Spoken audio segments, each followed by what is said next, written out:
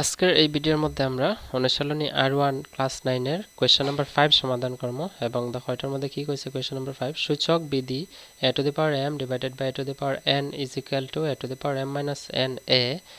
m is equal to 0 অর্থাৎ m এর ভ্যালুটা আমি কি বসাইতাম 0 নিয়ে আমি প্রমাণ করতাম যে a to the power minus n is equal to 1 by a to the power n তো একদম ইজি আমি করি দেখো কিভাবে কোয়েশ্চনটার মধ্যে আমরা কইছে যে a to the power m divided by a to the power n is equal to a to the power m minus n এর মধ্যে আমি m এর ভ্যালু অর্থাৎ আগে যেরকম কোশ্চেন নাম্বার 3 এর মধ্যে আমরা করছি ঠিক একইভাবে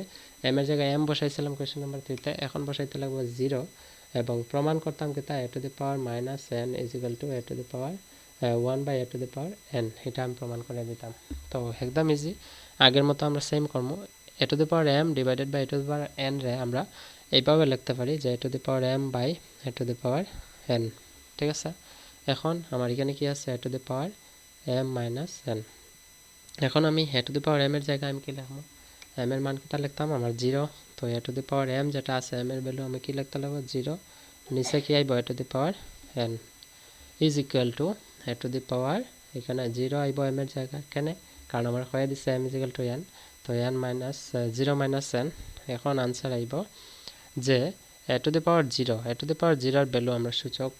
আমরা যে পাইছিলাম a to the power 0 এর ভ্যালু হলো গিয়া 1 তো অর্থাৎ a to the power 0 এর বদলে আমি লিখব 1 নিচে আইবো a to the power n is equal to a to the power 0 minus 1 মানে কি 0 minus 1 হলো গিয়া a to the power minus n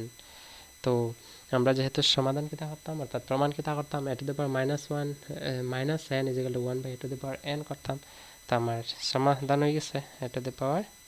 minus n is equal to a to the 1 by a to the power n একদম easy তো আশা করি বুঝছো so see you in the next video until then keep watching keep sharing and bye